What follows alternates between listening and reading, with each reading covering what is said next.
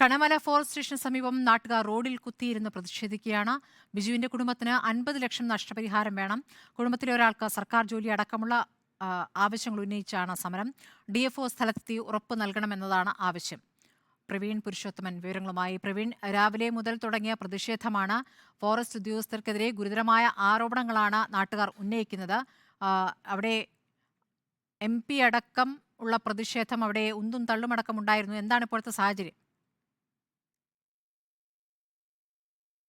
സ്മൃതി, ഞാനിപ്പോൾ നിൽക്കുന്നത് കണമല ഫോറസ്റ്റ് സ്റ്റേഷനിലാണ്. ഇപ്പോൾ ഇവിടെ DFOയും ജില്ലാ പോലീസ് മേധാവിയും ഒപ്പം തന്നെ ജില്ലാ കളക്ടറും എത്തിയിട്ടുണ്ട്. നാട്ടുകാരും ജനപ്രതിനിധികളുമായി ഈ 3 പേർ ഇപ്പോൾ ചർച്ച നടത്തിക്കൊണ്ടിരിക്കുകയാണ്. ഇപ്പോൾ നമുക്ക് ദൃശ്യങ്ങളിൽ കാണാം. ഇപ്പോൾ നാട്ടുകാർ ഇപ്പോഴും ഈ ഫോറസ്റ്റ് സ്റ്റേഷന് മുന്നിൽ റോഡിൽ അവർ കാത്തു നിൽക്കുകയാണ്. ഈ ഒരു വിഷയത്തിൽ DFOയുടെ ഭാഗത്ത് നിന്ന് കൃത്യമായിട്ടുള്ളൊരു മറുപടി തങ്ങൾക്ക് ലഭിക്കണം എന്നാണ് ഇപ്പോൾ നാട്ടുകാരുടെ ആവശ്യം. ഏതായാലും ചർച്ച ഇപ്പോഴും പുരോഗമിക്കുന്നു. ഈ ചർച്ചയിൽ നാട്ടുകാരും ഒപ്പം ജനപ്രതിനിധികളും പറയുന്നത് 50 ലക്ഷം രൂപ ബിജുവിന്റെ കുടുംബത്തിന് നഷ്ടപരിഹാരമായി നൽകണം. ബിജുവിന്റെ കുടുംബത്തിലെ ഒരംഗത്തിന് സർക്കാർ ജോലി നൽകണം. മറ്റൊന്ന്, ഈ വനമേഖലയുമായി ബന്ധപ്പെട്ട് കൃത്യമായിട്ടുള്ള ഫെൻസിംഗ് ഉൾപ്പെടെയുള്ള ശാസ്ത്രീയമായിട്ടുള്ള പ്രതിരോധ മാർഗങ്ങൾ ഇവിടെ നടത്തണം എന്ന് നാട്ടുകാർ ആവശ്യപ്പെടുന്നുണ്ട്.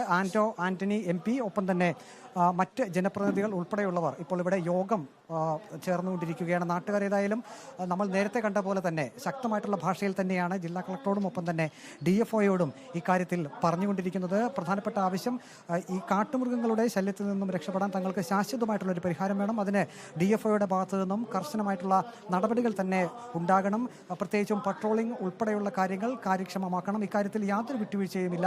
തങ്ങൾ ഇവിടെ നിന്ന് പിരിഞ്ഞു പോകില്ല. ഇക്കാര്യത്തിൽ ഒരു നിലപാട് ഏതായാലും DFO അറിയിക്കണം. അതിനുശേഷം മാത്രമേ തങ്ങൾ പിരിഞ്ഞു പോകൂ എന്നാണ് ഇപ്പോൾ ഈ സമരക്കാർ ആവശ്യപ്പെട്ടിരിക്കുന്നത്. ഏതായാലും സ്മൃതി, ഇപ്പോൾ ഇവിടെ ഈ ഒരു ചർച്ച ഇപ്പോഴും തുടരുകയാണ്. സ്മൃതി. ശരി, പ്രവീൺ പുരുഷോത്തമനാണ് വിവരങ്ങൾ നൽകിയത്.